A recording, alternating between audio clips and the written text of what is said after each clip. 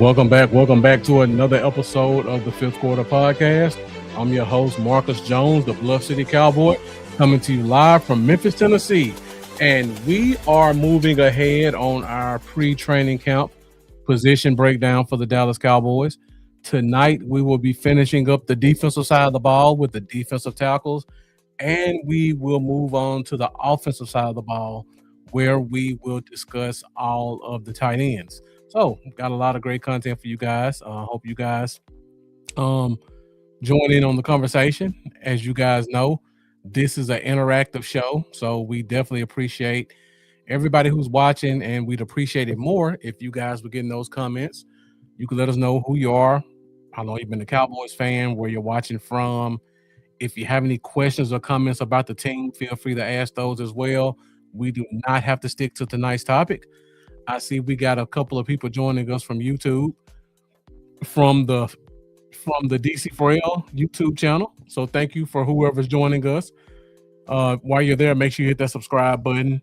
And for those of you who are watching from other channels, feel free to go over to YouTube, type in DC4L, hit that subscribe button, hit that bell to be updated for any future episodes.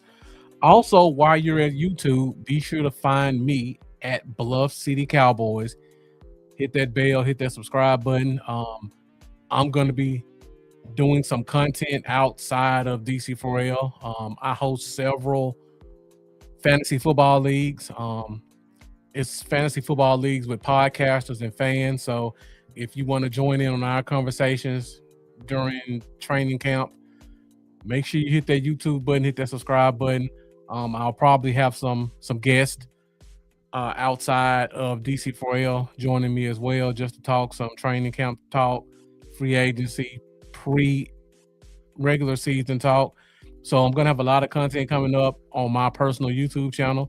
So for you guys who are watching from Facebook and from DC4L, when you get a chance, go over to YouTube, type in Bluff City Cowboys, hit that subscribe button. And for those of you who are watching from YouTube, DC4L does have a Facebook group also. We're about 20,000 strong right now with about 15 admin, and we monitor the page regularly. We eliminate any harassments, any spam, any hate speech. We will let you have spirited discussions, but once it goes to name calling or anything derogatory, we will remove the post and go as far as remove people from the group. So it is a very safe space for Cowboys fans. They also have several fantasy football leagues as well. So if you're interested in learning about fantasy football, or you're a seasoned veteran and you want to go against some other seasoned people, they have about 10 leagues, ranging from $10 per person all the way up to $250 per person. And the higher the stakes, the better the prize. I think in the $250 league last year, they gave away an autographed CeeDee Lamb jersey and an autographed CeeDee Lamb helmet. So there are some great prizes that can be given away. So if you guys want to just have a nice safe space to talk Cowboys football, or you want a chance to win some prizes and giveaways, go over to DC4L on Facebook. And while you guys are watching, if you haven't done so already, please hit that like button. Let's get those likes to match those views. I see we got quite a few people joining us from the DC4L Facebook group now. So thank you guys for joining us. Be sure to get in those comments. Let me know where you're watching from, how long you've been a Cowboys fan, you got any Cowboys questions. But please also hit that like button. So for those of you who are first-time viewers, I'm the host of the show, and I try to keep everything tight and consistent. I try to keep everything within 1 hour. So we're going to go with our topics. I'm going to give you my details. If you guys have any questions, feel free to ask. You don't have to leave me any stars. You don't have to send me any cash apps. This is an open space for Cowboys fans. We're fueled by Fifth Quarter Nation. So if you guys have any questions or comments and you want to see them on the screen, I try my best to put every question and comment on the screen, as long as it's not profane or derogatory. So join in on the conversation. Let me know what you guys think. Once again, we've been doing a pre-training camp position breakdown. So far, we have done outside linebackers, inside linebackers, safeties, and corners. Today, we are finishing up the defensive side of the ball with the defensive tackle position, and we will talk about the tight end. So basically, what I'll be doing is I'll just give you guys a breakdown of everybody who's on the team at those positions. I'll give you my thoughts of how I think they fit with the team, as well as if I think they'll make the team. And again, any questions, any comments, put them in the chat. And we got Isaiah Bell Jr. joining us. Looks like a new name. Welcome to the DC4L Facebook group and welcome to the Fifth Quarter Podcast. We are definitely 1 month away from preseason and only a few weeks away from training camp. So we're starting to gear up for real football talk. Thank you for joining Isaiah Bell. All right, guys, let's go ahead and get into it. We're at 7 minutes. Like I said, I don't try to keep you guys more than an hour. We'll start off first with the defensive tackle position, and then we'll move ahead to the tight ends. So first of all, we'll start off talking about the starters. In my opinion, we have a top 5 starting defensive tackle group with Quinnen Williams and Kenny Clark. Quinnen Williams, arguably top 5 defensive tackle in the NFL. Kenny Clark, former first-round pick, extremely solid player. What I love about both of these guys are they're position flexible, and they're extremely talented no matter where you put them at. So if you want to put Kenny Clark at nose, you want to put Quinnen Williams at the 5 tech, you can do that. If you want to have them as bookends, you want to put Quinnen Williams at the 5 tech, you want to put Kenny Clark at the 4 tech, you can do that. If you want to just disrupt the center and put Quinnen Williams at nose tackle, you can do that as well. These guys are great against the run as well as the pass. I would be shocked if Quinnen Williams doesn't have at least 5 sacks as a defensive tackle this year, and Kenny Clark will probably contribute about 2 to 3 sacks as well. So you're getting a lot of position flex. You're getting high quality play against both the run and the pass, and both of these guys are great leaders. Quinnen Williams will probably be at minimum a Pro Bowler this year. Kenny Clark may get some consideration, but these guys are going to be the glue and the anchors to our new look defense. And I'm extremely excited about seeing what they can bring in a first full year of being Dallas Cowboys. We got Dominique Toretto joining us. I've seen that name before, so thank you for joining.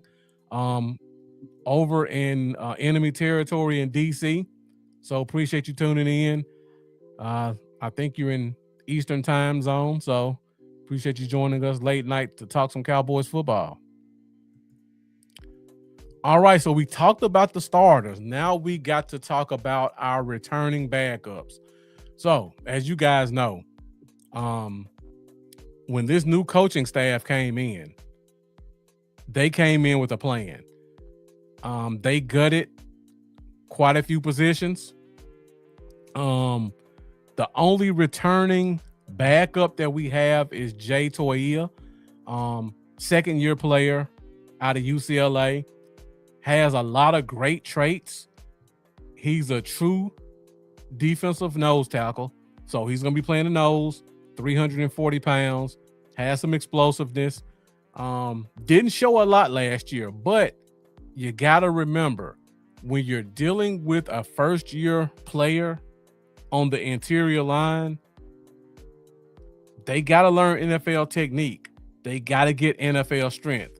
Jay Toia is a strong player, but natural strength and NFL strength are two different things, especially when you're a nose tackle and you're going to consistently be double or triple team. So I'm looking for him to make a jump this year. I don't know how active he'll be in the rotation but I definitely think we're going to see some improvement with him as a nose tackle. And Isaiah Bell, you're right. D-line is definitely beefed up. We just talked about the first three guys. Everybody's over 320. So years past, you guys know, we barely kept a defensive tackle that weighed more than 305 pounds. This year, everybody's big. So I'm looking forward to seeing Jay Toia, blue collar guy, high motor, definitely going to be good against the run.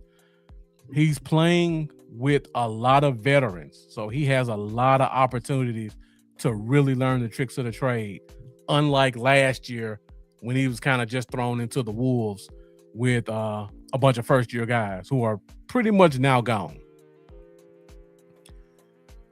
All right, so let's keep going.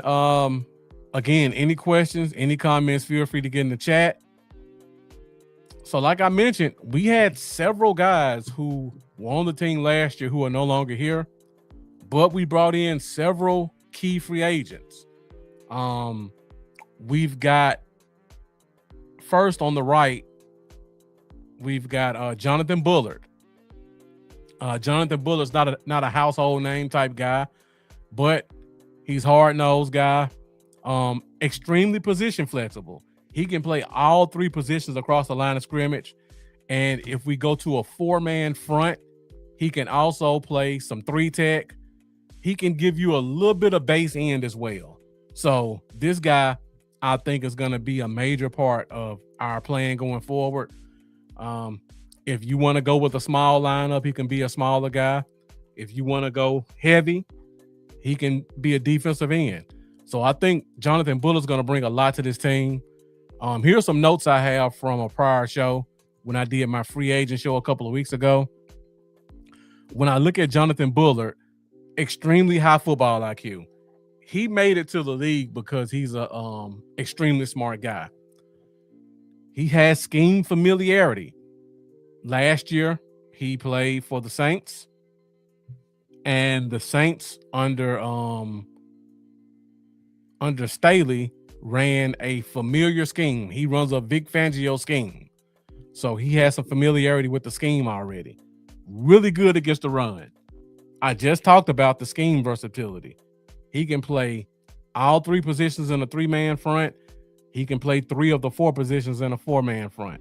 So he also has a ton of experience. So if, heaven forbid, Quinnen Williams or Kenny Clark get hurt for a week or two, you can plug in Jonathan Bullard.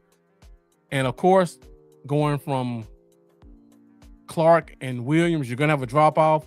But with a guy like this, the drop-off isn't going to be like off a cliff. So you'll still be able to kind of run the stuff that you normally run because he's a professional, he's a super smart guy, and he has familiarity with the scheme. So we'll go back to our other guy. Isaiah Bell, I'll get that comment in a question. I'll get that comment in a second.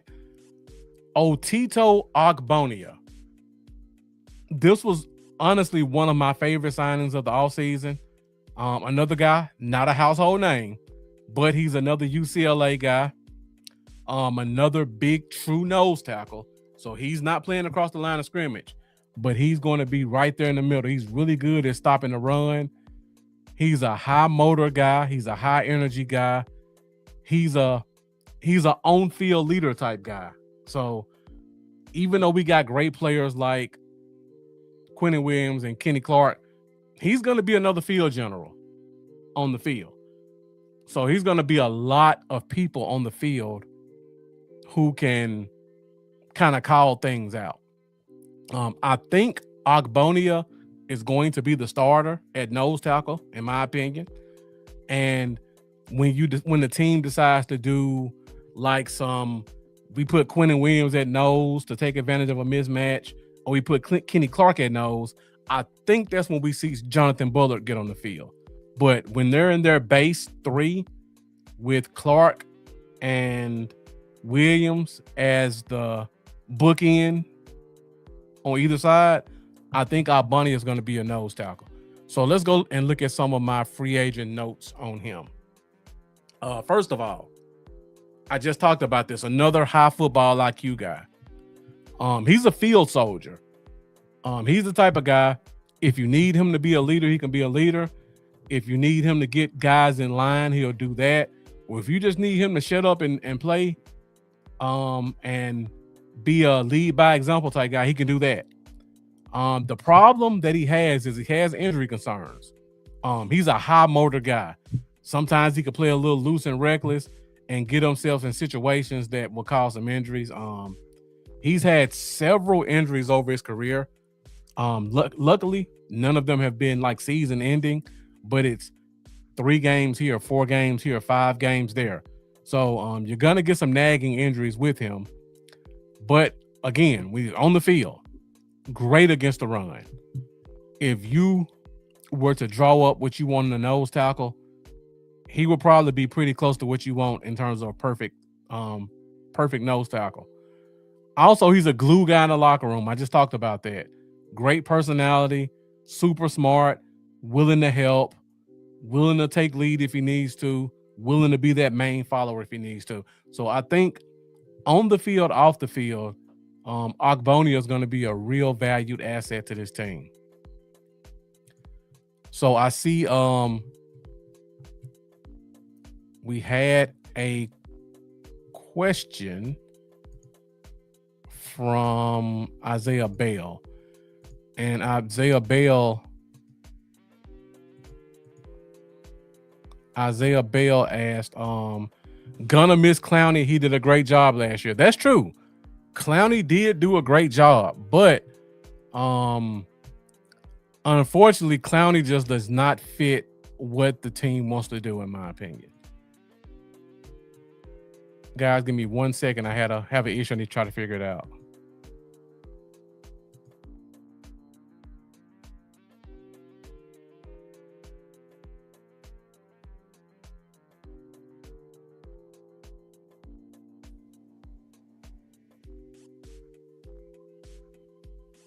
All right, I'm back.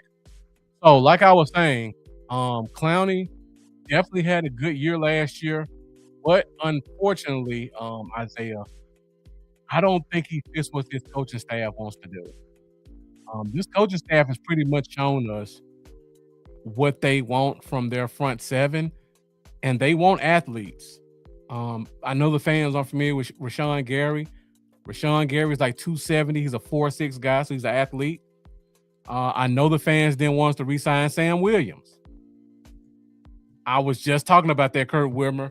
Longtime viewer. Thank you for joining, Kurt Whitmer. Great question. I see you're a mind reader tonight. So I talked about Rashawn Gary. Talk about Sam Williams. Hasn't been the most productive in years past. Kind of a knucklehead when it comes to learning the scheme and being disciplined. But he does fit what the coaching staff wants. They want athletic edges. And Sam Williams has the 3rd best combine of all time for defensive ends. Maybe it's 4th. It's definitely top 5. Top 5 best combines for defensive ends in terms of his traits. So you're getting a 4-5 guy at defensive end. That's what they want. You've got on the other side of the ball, you draft Malachi Lawrence, another high 4-5 guy. So you got another athlete. And then you've got Ezaraku, another high 4-5 guy, athlete. So they have a thing that they're looking for. Unfortunately, I don't think Clowney fits that. I would be shocked if Clowney comes back. I think it would have to be several injuries to take place before Clowney got an opportunity. I'm sure he'll get an opportunity somewhere else. I just don't see it being here. The scheme requires athleticism from the edge position because we're going to have big defensive tackles. We just talked about that. All of our defensive tackles are going to be 320 and up. All of our linebackers are going to be a little bit bigger. So you need your edges to be able to give you some speed and explosion off the edge to make some plays in the passing game. Great question, Isaiah Bell. Thanks for backing me up on that, Kurt Whitmer. All right, let's go back to our notes. We just talked about the starters, the backups, the free agents. Now let's talk about some of the young guys, because we got several undrafted free agents in this year's draft. I'm shocked by the talent level of the guys that we got, and also that we brought in so many of them. It's definitely a difference from years past. So Tommy Dunn Jr., Kelvin Gilliam Jr., DJ Withers. I'm going to give you my thoughts on these three guys based off of the likelihood of making the team. So first of all, we'll talk about Tommy Dunn Jr. I really like Tommy Dunn coming out of Kansas. I would be shocked if he doesn't make the team. Super explosive player, great first step. He's a pass rushing physical defensive tackle. He already has a good understanding of his hand placement and leverage. He's going to be a super high motor guy. Now, the problems he has is he needs to be more consistent against double teams. I don't think he's going to play any nose tackle in this game. I think he's going to be more of a 5 tech, so he's going to be 4-I-5. 4-I means he'll be lined up against a tackle, kind of shaded on the inside. 5 techs mean he'll be outside the tackle, inside the tight end. So I think he's going to be kind of an outside guy on the line. When the team runs some nickel defense and they run like a 4-3, I think he's going to be a 3 tech. He will be great as a 3 tech in a nickel defense. He does have some weaknesses. I just talked about the double teams. He has a ability. He has sometimes that he'll get kind of high in his pad level, and I think that's just because he's such an explosive rusher that he kind of shoots out of his stance and gets up a little bit. He does need to add some counter moves, but again, he's an undrafted rookie. He's not going to be perfect. These are things he can pick up. Also, he doesn't have a lot of experience as a full-time starter, but when he did play, he was always disruptive on every play. So you're going to get a guy who's going to come in and be extremely high motor, high energy. The next guy is one of his teammates. Now, I don't think they're going to keep 2 guys from the undrafted guys. I think it's only 1 spot. But if they do keep 2, I like DJ Withers' chances. Just like Tommy Dunn, another explosive guy, another disruptor, really strong against the run. His problem is he's not consistent. Like when I watch Tommy Dunn play, every snap I'm getting high motor, high energy, physicality, explosiveness. DJ Withers will take some plays off. Another guy that doesn't have a lot of experience as a starter, needs to add some pass rush moves, but definitely has a high motor. I think he'll make the practice squad. I just don't think he's going to make the team. And then last but not least is Kelvin Gilliam Jr. Sorry if any of you guys are Virginia Tech fans. I like him as a player. I just think he's a little stiff and he's not as explosive as the other 2 guys. This is one of those guys where he's the big dog in a small pen. So for college level, he's able to out physical guys, but I don't think he has the strength to do that at the NFL level. If you put him with the 3rd team, he may look good because some of those 3rd team offensive linemen may not be established yet. But I think that's about as far as it goes. You put him against anybody with some experience, I think they'll eat his lunch. But I do like the player. I just think he needs more time to develop. Whereas Tommy Dunn, I think he can come in and contribute immediately as a rotation guy.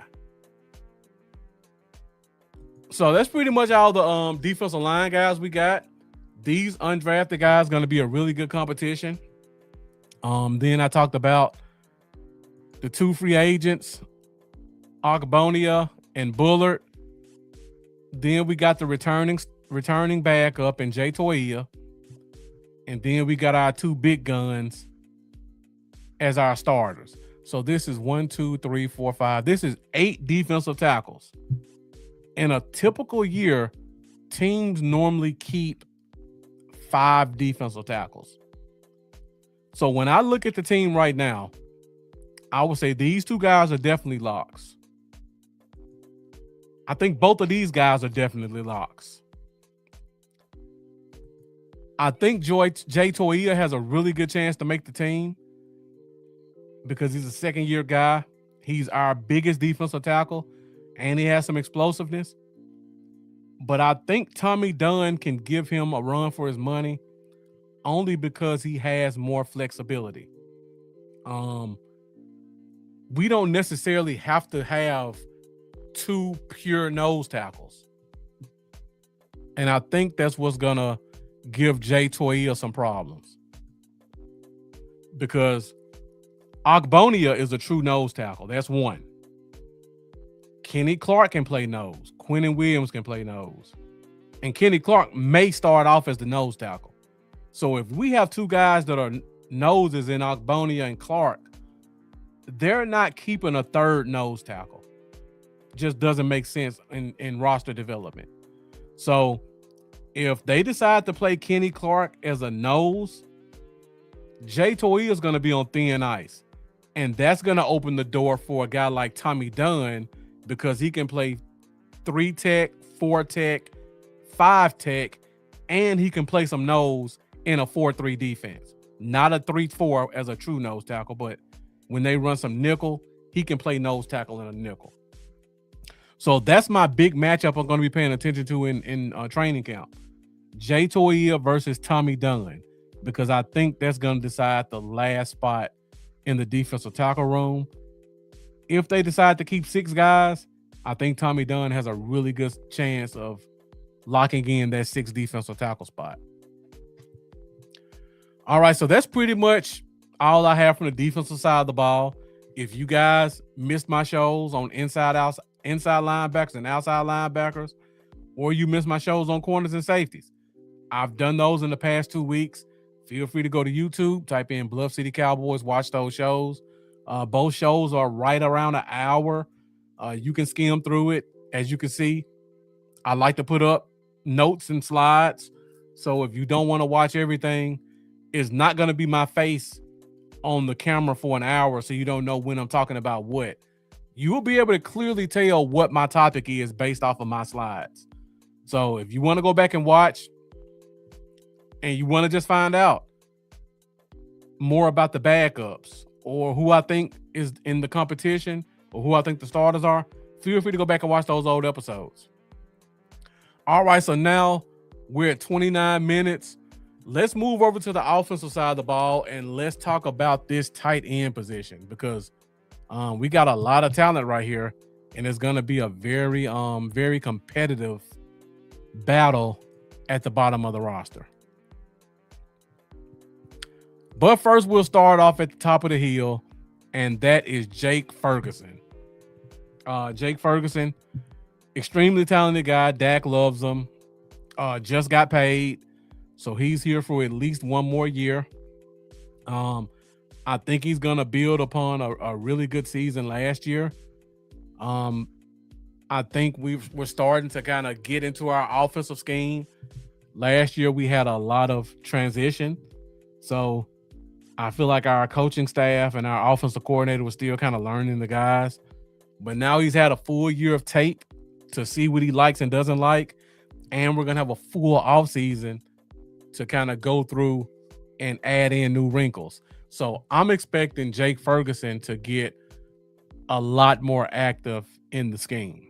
On top of that, we'll talk about this next week. I don't have a lot of faith in our wide receiver 3. Not saying they're bad players. I'm just not relying on them. I think Jake Ferguson is going to be our wide receiver 3. So I think he's going to be extremely active in the passing game. He's also a really good blocker.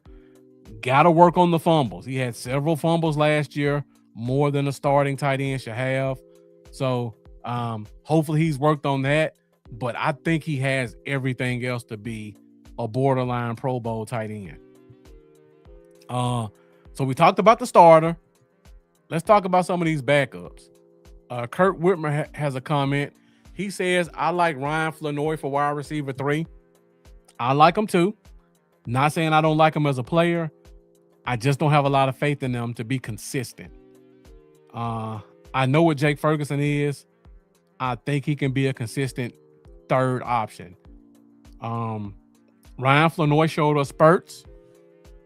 He could build on those spurts. He could be another up and down year. He could regress. We've seen it before. So I just don't know what we have in them yet. So I'm not putting my eggs in the wide receiver 3 basket. I'm gonna put faith that they're gonna figure out a way to get these tight ends more involved. And also, great point, Kurt Whitmer. When you've got 2 wide receivers like CeeDee Lamb and George Pickens, the safeties are going to have to stay deep. They have to stay honest. And when you have a team where the corners are locked in on 2 guys and the safeties have to stay deep, that opens up a lot for the tight end in the passing game, because most linebackers are not athletic enough to cover a tight end. Now Flanoy, he's going to have some one-on-one opportunities, but you just have to hope that the team's number 2 corner, that Flanoy is good enough to beat the number 2, number 3 corner. That could be fluctuating on a week-to-week basis. I know Jake Ferguson could beat most linebackers in coverage. So I just have a little bit more faith in him. But you're right, Kurt Whitmer. With Tolbert gone, he does have a chance to show more consistency. Now, we're going to cover wide receivers next week, Kurt Whitmer. So I'm going to give you more of a breakdown of what I think about this wide receiver group. So please feel free to come back and join the conversation. I will say this. As much as I like Flanoy, I don't think he has that wide receiver 3 spot secured. I'll save that for next week when we talk about wide receivers. So, Jake Ferguson. I think he's locked in as your starting guy. I think it's going to be really successful this year. So then we go to the backups, because this scheme runs a lot of 12 personnel. So our backup tight ends are going to be extremely involved in the offense. Right now, our backups are Luke Schoonmaker and Brevin Spann-Ford. Luke Schoonmaker, former second-round pick, hasn't really lived up to the expectations we have for him. I believe this is his 3rd year. So this is the point where the team either, I hate to use this term, but they either crap or get off the pot. So either he's going to be a guy who's extremely involved in your scheme in the future, or you need to cut bait and figure out what your next move is.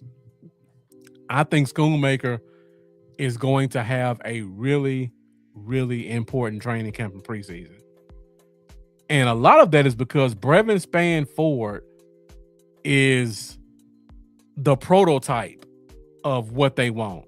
He's 6'7", 270 pounds, great hands, super physical blocker. He blocks like a tackle, and he's athletic enough to get out in space and make plays.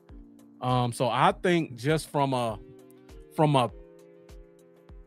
run blocking, pass blocking standpoint, I don't think Schoonmaker is ahead of Brevin Spann-Ford enough in the passing game to keep him off the field, because I think Spann-Ford's run blocking is far superior to Schoonmaker and even to Jake Ferguson.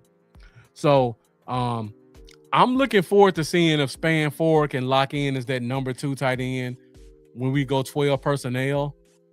And I'm interested to see what Schoonmaker does in this competition, because year 3, you expect young players to make a stride.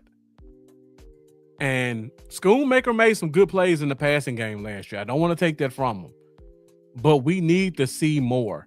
I mean, he's only got 3 touchdowns so far for his career in 3 years. He's only got 400 yards so far for his career. That's only like 150 yards a season, 1 touchdown a season. That doesn't line up to the draft capital that we use for him. This is one of those guys where he's young enough, and this is what's going to be interesting about him. He hasn't done much. We can all agree to that. But he's young enough that there may still be some teams out there who may have a sponsor for him in their front office. So, for example, Kellen Moore is in New Orleans. Schoonmaker's only in his second year. He's only had 2 years. A guy like Kellen Moore may say, this kid was drafted in the second round. The talent's there. Dallas just hasn't used it yet.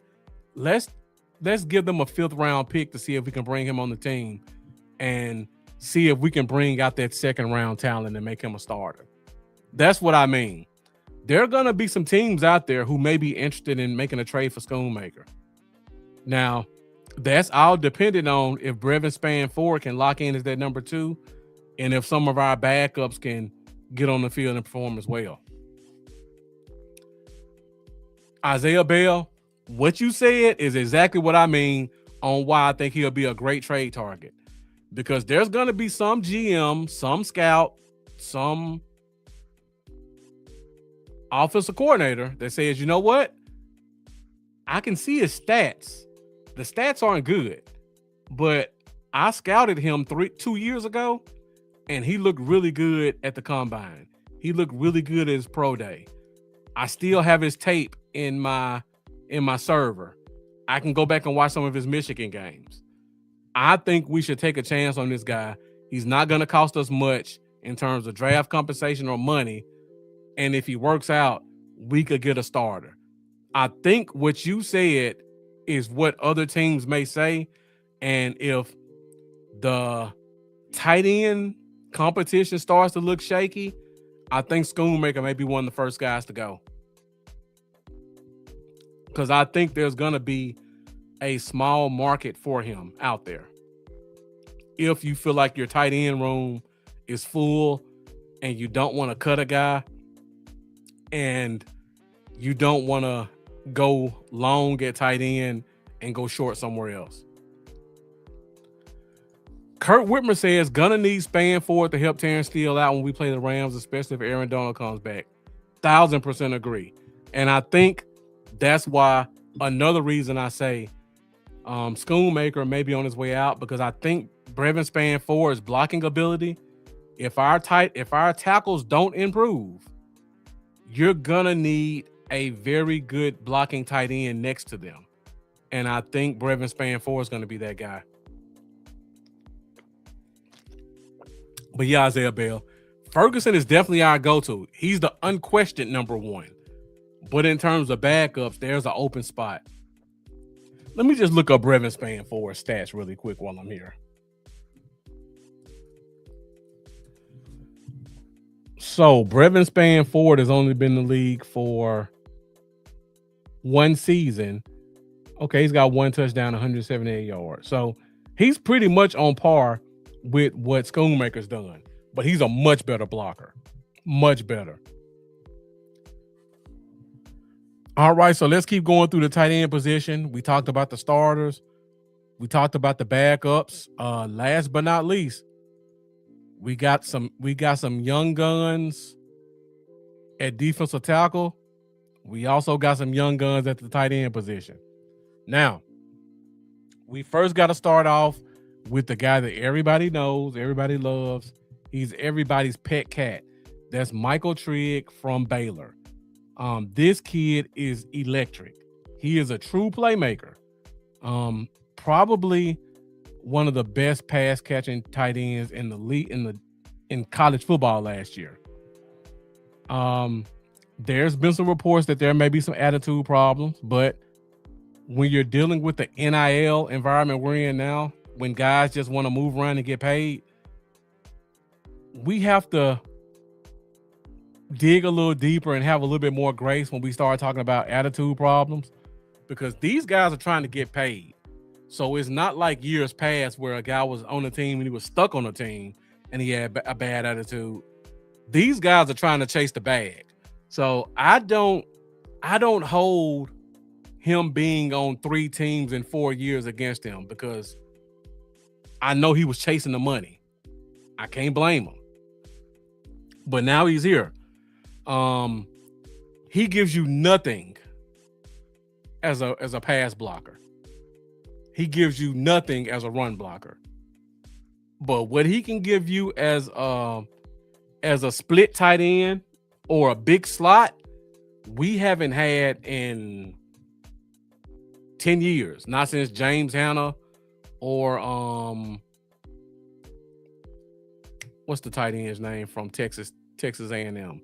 Martellus Bennett. We haven't had what he brings since James Hanna and Martellus Bennett.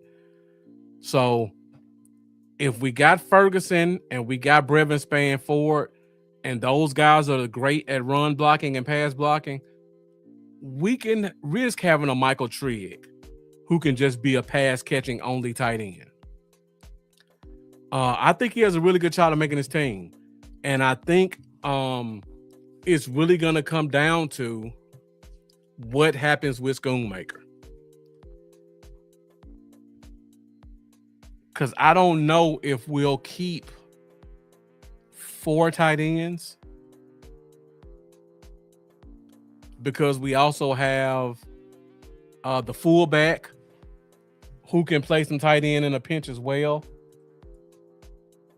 And they got to justify keeping a spot for Hunter Lepke.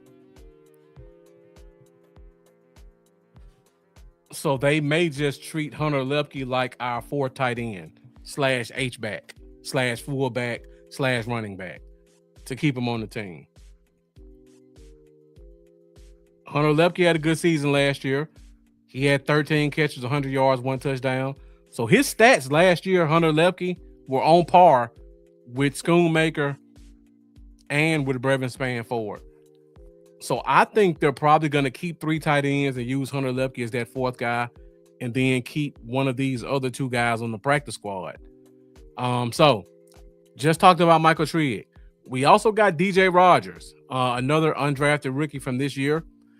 Personally, I don't think he has a chance to make this roster. Let's look at some of my stats and notes that I got when I talked about the undrafted free agents a couple weeks ago. So DJ Rogers out of TCU. He has good size, very dependable. He's a really good red zone threat. He's not a good blocker, but he does give effort, and that's pretty much all you can ask for at the tight end position. He needs to be more consistent. He's not the most athletic tight end, so he's not like a Michael Trigg. Doesn't have a lot of athleticism. He's just a solid guy who knows how to run routes, and he knows how to get open in the red zone. I don't think that's going to be enough to make the team, but I think that will be enough to at least make the practice squad, because I think he also gives you special teams value as well. And then last but not least, we got our last tight end, and that is an undrafted rookie free agent from last year, Princeton Fant. So Princeton Fant was a guy who was a lot of people's pet cat last year. Athletic tight end from Tennessee.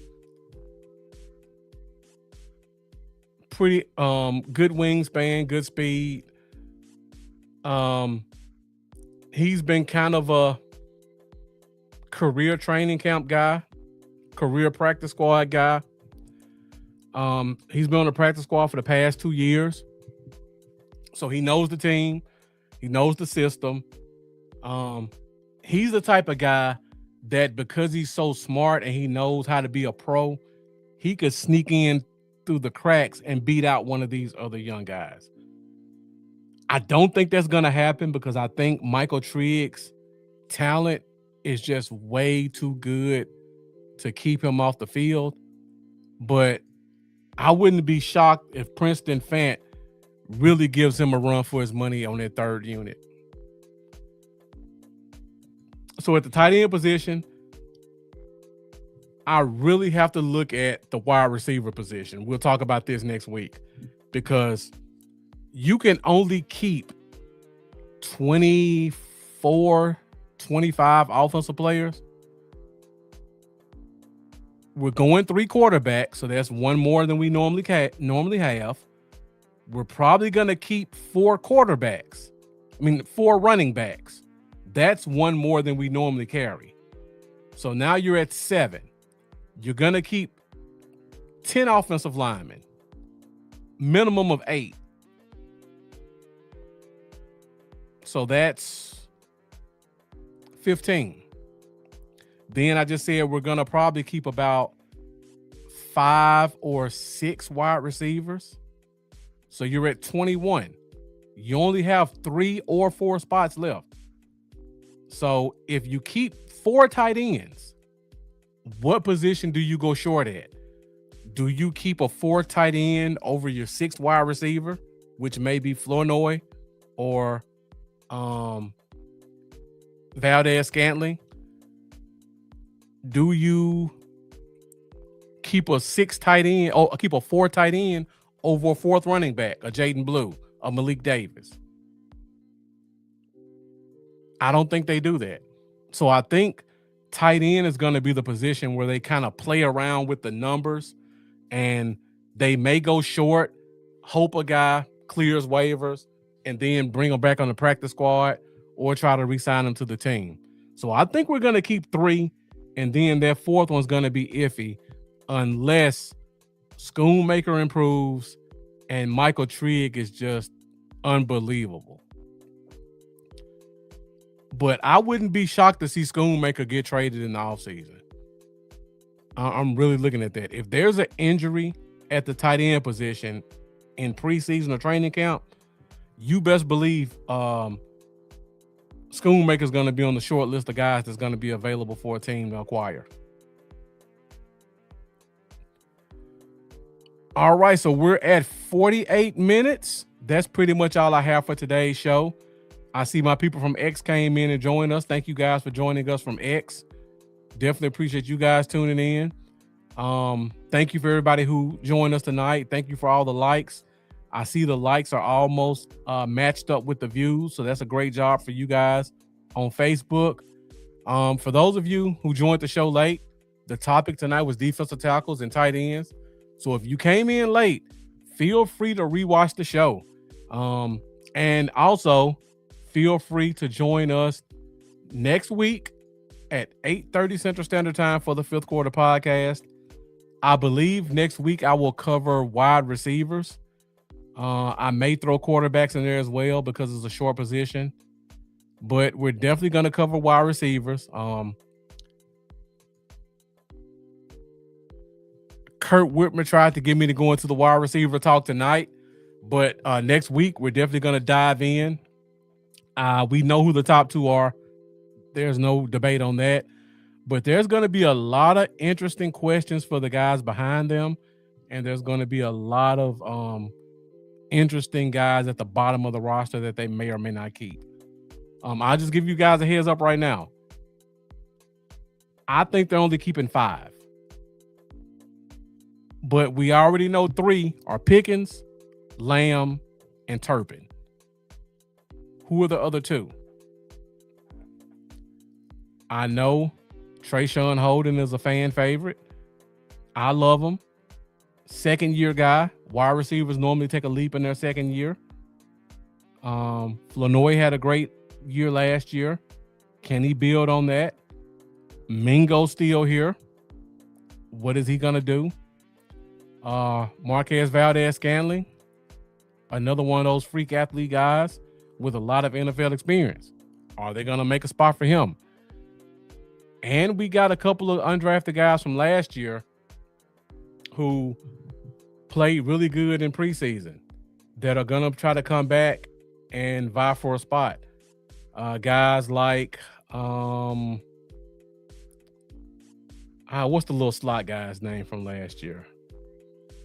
Name just escaped me. I can't think of his name right now. But we got Denzel Mims, another freak athlete with some NFL experience. So it's going to be a really good conversation. I think they only keep 5. There's a chance they keep 6, depending on what happens at offensive line. But it's going to be an interesting battle. Going to be a good conversation. So make sure you guys join us next week, 8:30 Central Standard Time, for the Fifth Quarter podcast as I do a deeper dive in the wide receiver position. Right now, we have 12 wide receivers on the roster. I think we're only keeping 5. Even if we keep 6, half of these guys are gone. Join us next week to find out which 6 guys I think don't make the roster, which ones I think on the bubble, and which ones I think have a chance of being traded. And spoiler alert, George Pickens is not the guy who has the chance of being traded. So yeah, appreciate you guys joining. Thanks for the kind words, Isaiah Bell. Appreciate you joining. Great comments, great questions. Hope you guys come back and join us again next week. Yeah, but absolutely. The 3 I mentioned are definitely in. But we'll see. There could be another curveball thrown at us. But join us next week to find out who we think the curveball is going to be. So thank you guys for joining us. As always, definitely appreciate you guys tuning in. Appreciate all you guys' support. For those of you watching from X, one day, please go over to YouTube, hit that subscribe button, get in these comments. I would love to hear what you guys think about all of our topics, because X is always full of viewers, but I can't get your comments on X. So please, one day, go to YouTube, Bluff City Cowboys, get in those comments. Appreciate all you guys joining us. Definitely appreciate all your support. Thank you for joining. Hope you guys continue to join us throughout the rest of the offseason. And as we always end the show, let's go Cowboys. I will see you guys next week.